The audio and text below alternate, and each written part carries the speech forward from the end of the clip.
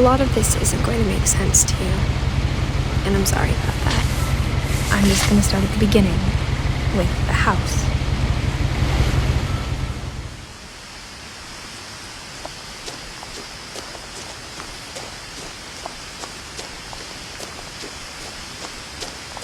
I lived here until I was 11, but I wasn't allowed inside half the rooms.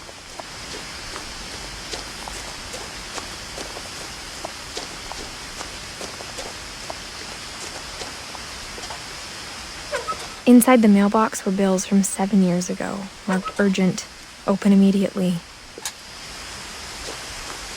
I hadn't been back since my brother Lewis's funeral.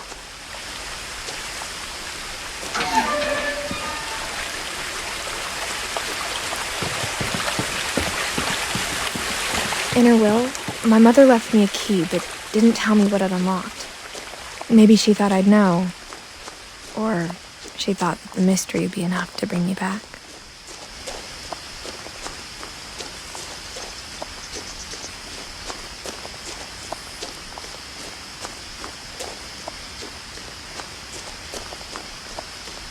No one had driven this way in a long time, but I saw a few hoof prints.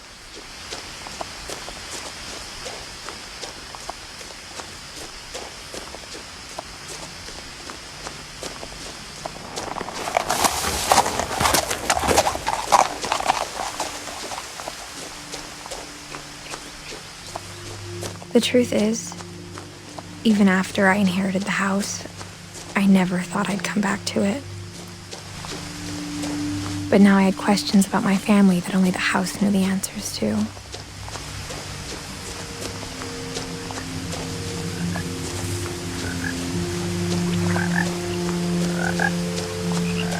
The house was exactly like I remembered it, the way I'd been dreaming about it.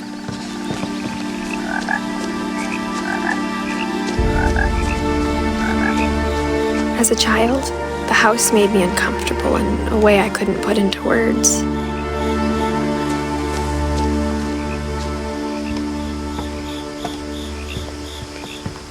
Now, as a 17-year-old, I knew exactly what those words were. I was afraid of the house.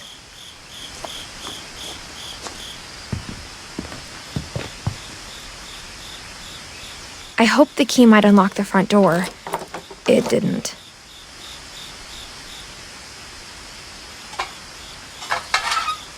Looking in, I felt like the house itself had been waiting for me.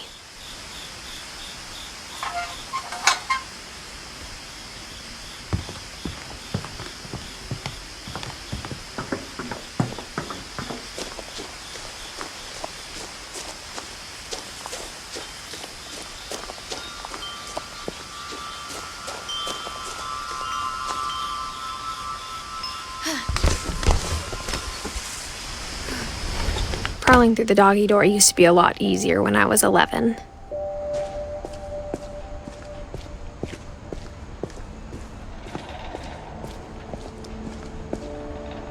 The power had been turned off the night we left. For the first time in years, I felt like I was home.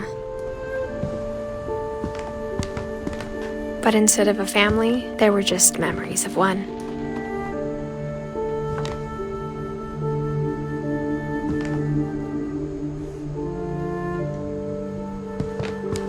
Like how after Lewis started working at the cannery, we all got sick of eating salmon, except our cat, Molly. Or how only one restaurant would deliver to our house, so we had Chinese a lot.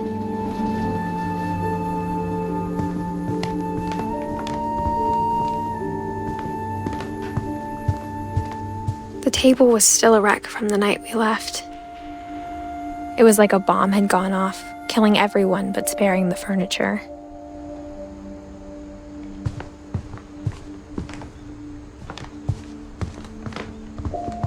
My mom was the only one of us who could imagine Great-Grandma Edie living in a nursing home.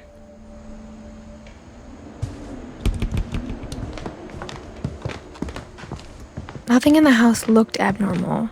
There was just too much of it, like a smile with too many teeth. Even the fireplace had a story. Edie told me the bricks came from the original house, after it sank.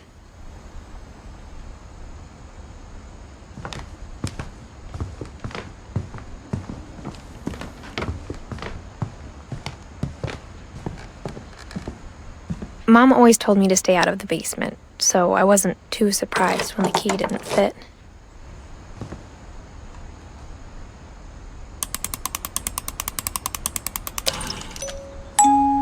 Great-Grandpa Sven built a music box for Barbara, along with the rest of the house.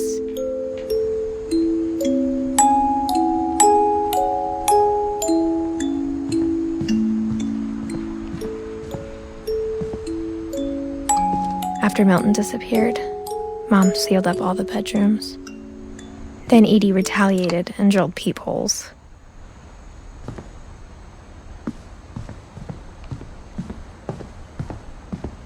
Whenever people ask me about my family, the first thing they always want to know about is Barbara.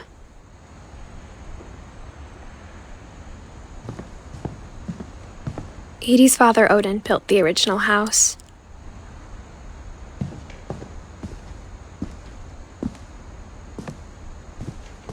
Mom must have locked the third-floor stairs on the night we left.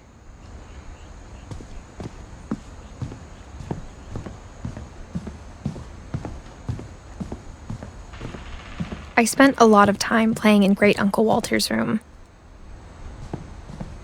Lewis told me there were secret passages, but I never believed him.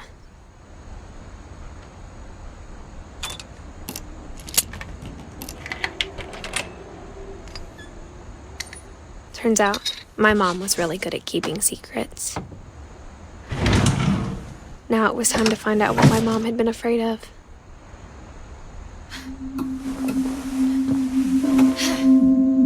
From the paintings on the wall, it was clear my brother Milton had been here before me. Reading this, maybe it sounds like I had a plan, but I had no idea what was behind that door.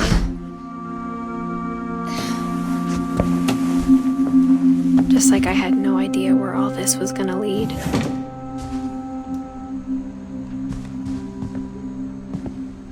I grew up looking at Molly's room through the peephole. Molly's gerbil had a tiny bedroom with its own even tinier gerbil cage.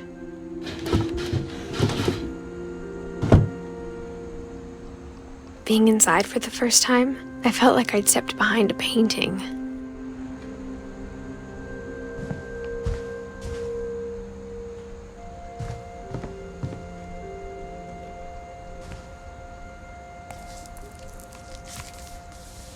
December 13th, 1947.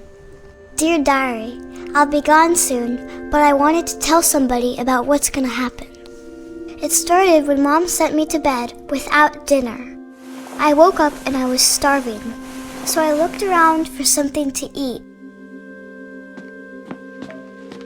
The gerbil food was dry, but I didn't mind it.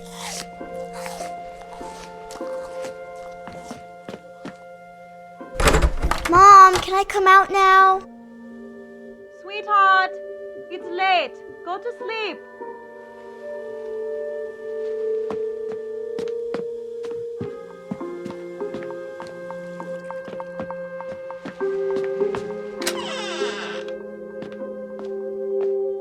I kept eating and eating.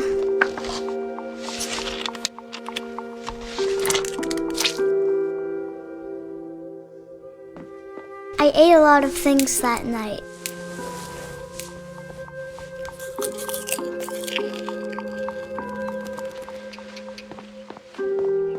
Then I heard chirping outside my window.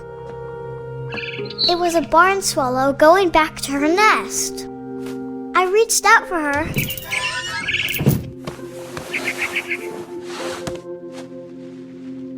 And suddenly, I was a cat.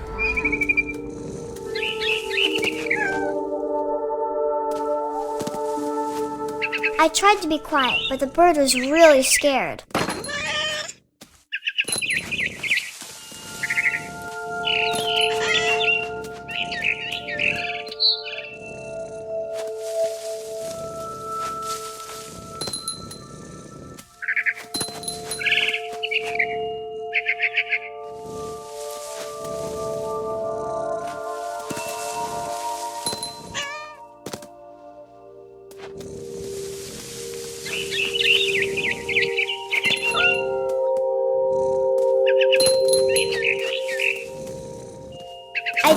I almost got her.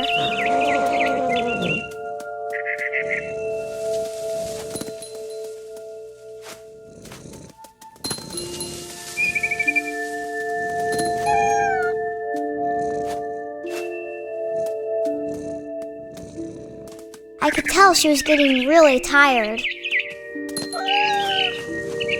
Now I was up in the big tree. I promised Dad I wouldn't climb it anymore. All I cared about was eating that mama bird.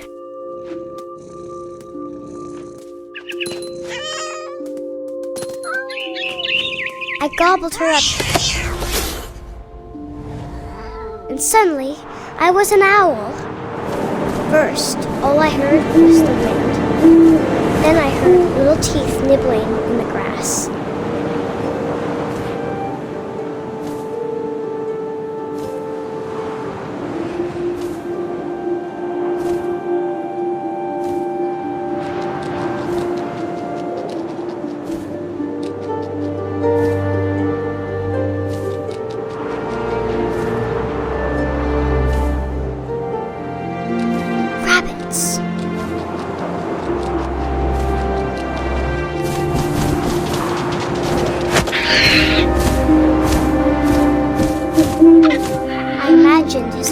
Looking up and seeing mine through my talons. I swallowed him up, and I didn't chew one bit. Then I flew off to find something bigger.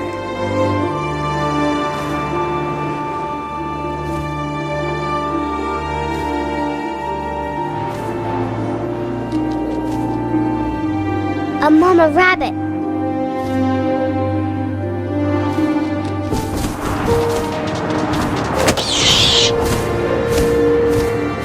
She was almost too big to carry. I started choking, but I couldn't stop eating. And suddenly, I was a shark.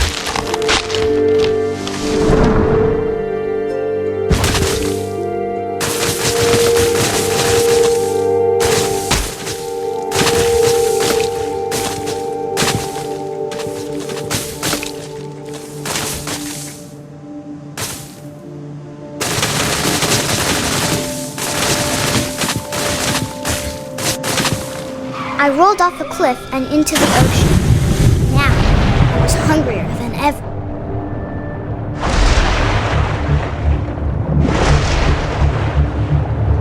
I wanted fat, juicy seals. I tore off her flipper, and it tasted really good.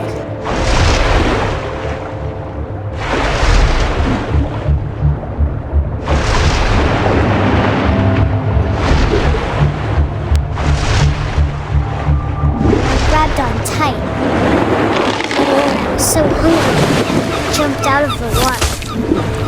When I opened my eyes, everything had changed.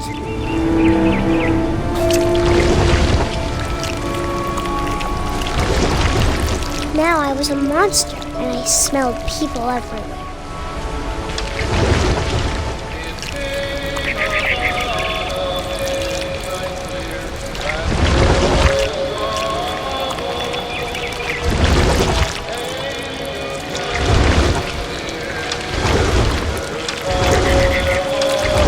I was big, and I moved real wild.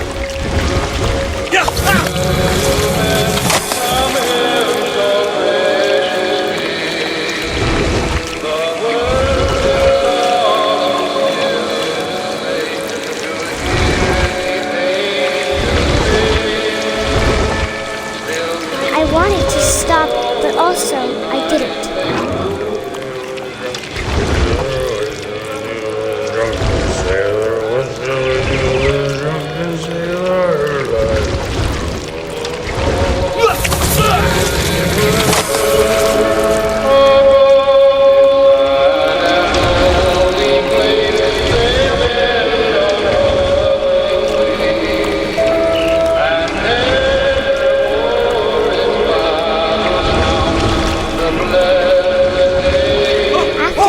Passenger, I was still hungry. And across the water I smelled something new, something I had to have, so I swam towards it.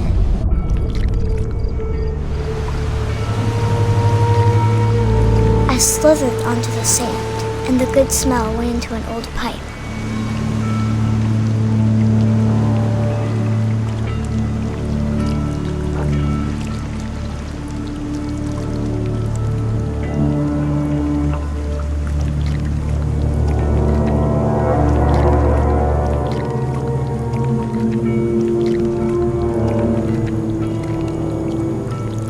I got closer and closer.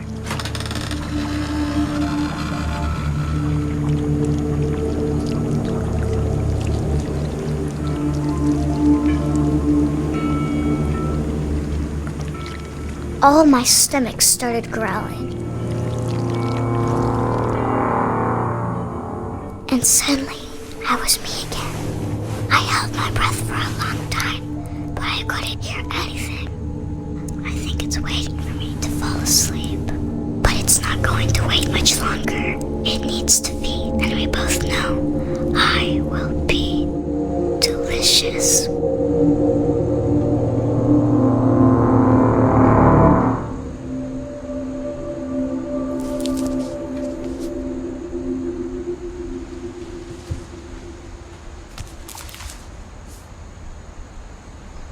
I'm not sure if I believed all of that, but I'm sure Edie would have.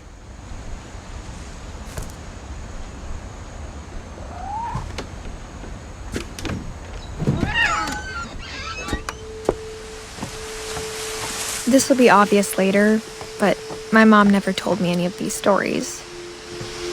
Edie would have, but Mom didn't like bringing up the past.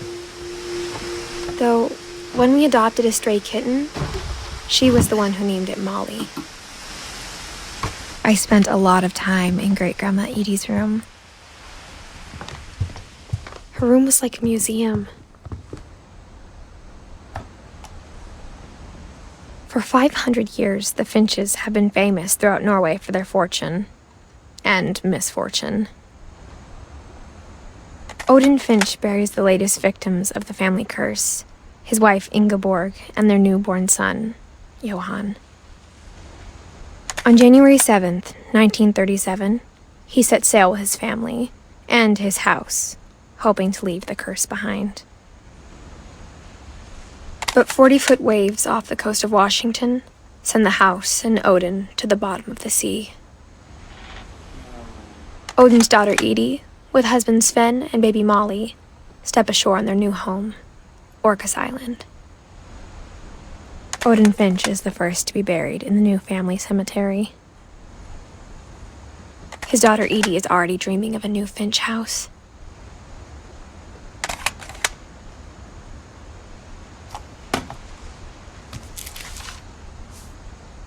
Whatever's wrong with this family, it goes back a long ways.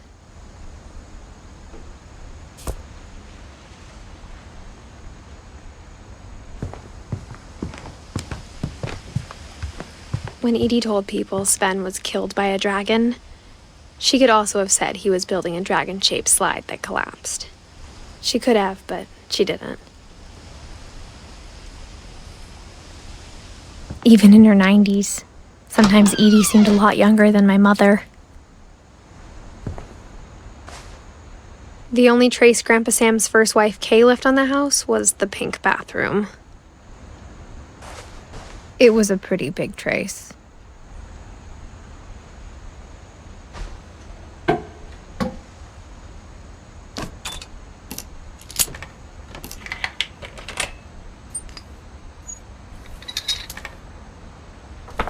There's a secret in this bathroom. It's in the last place you would look. It isn't in the cupboard. It's hidden in this book.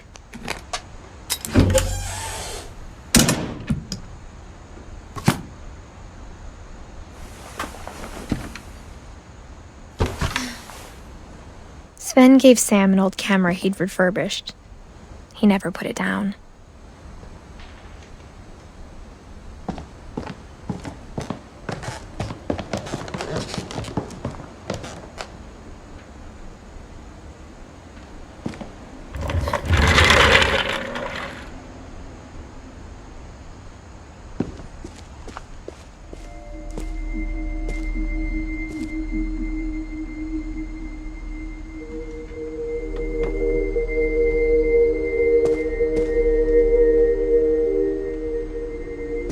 knew Grandpa Sam had a twin,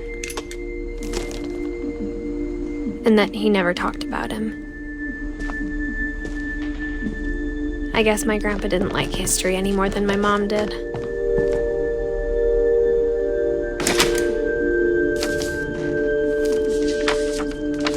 How I Want to Remember My Brother by Sam Finch. The thing I remember is that when he made up his mind, that was it. My brother said he'd die before he ate another mushroom, and he did. At Barbara's funeral, he swore he'd never be afraid again, and he wasn't.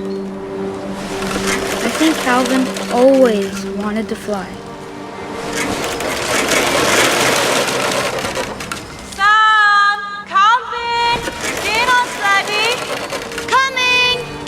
But that day, he finally made up his mind to do it.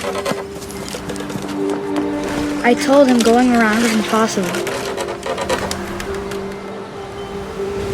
Maybe if I hadn't said that.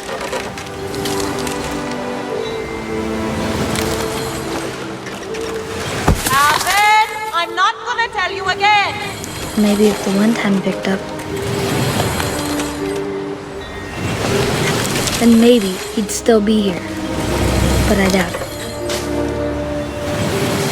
I think he'd already made up his mind. That's what I want to remember about my brother.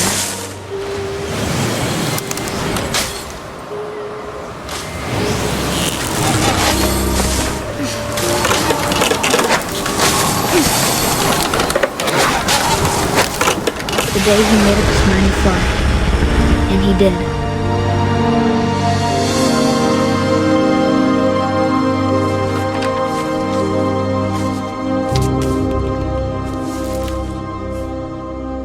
Calvin's story felt strangely familiar.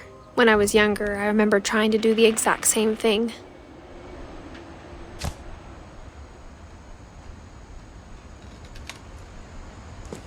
After the funeral, Edie roped off Calvin's half of the room. Mom said Grandpa Sam enlisted at 18 and never set foot in the room again.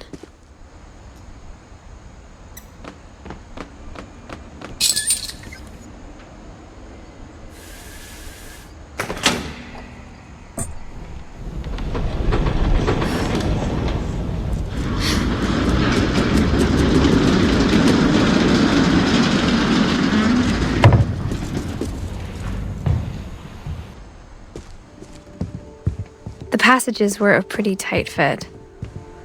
They'd obviously been built for smaller hands and bellies.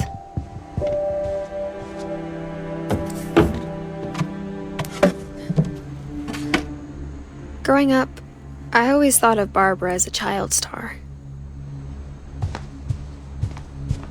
I never thought about how hard it must have been for her afterwards.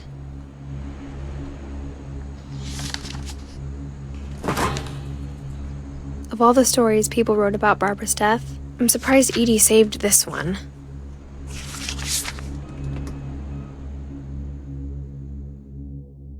Old Jack here with another ghastly tale inspired by America's most unfortunate family. I'm calling it The Surprise Ending of Barbara Finch. As a child star, Barbara was famous for her scream. Now at 16, she was all washed up, a has-been. But in a lucky break, she'd been asked to perform her signature scream at a local convention for monster movie fans. It was just the boost her career needed. Unfortunately, her scream hadn't aged well. Getting better. I think you just need the right motivation. Her biggest fan and current boyfriend, Rick, was about to demonstrate when... Now that was a great scream. It was Barbara's father, Sven. He'd slipped into a table saw and had to be rushed to the emergency room. So Barbara got stuck babysitting her youngest brother, Walter. Her convention comeback was cancelled. Okay, I'm hearing frustration, but I'm not hearing terror. What if I tried... A gang of hoodlums in Halloween masks have been terrorizing Orcas Island tonight. Police are urging residents to... That came from the basement. You're right! Also, I loved your delivery on that. Why is your basement door locked? Because my dad likes making puzzles and secret passages. There's a key hidden in the music box. The secret is to keep winding and winding until finally the key pops out. Thanks, babe. I'll be back in a sec. 20 minutes later, Rick hadn't returned.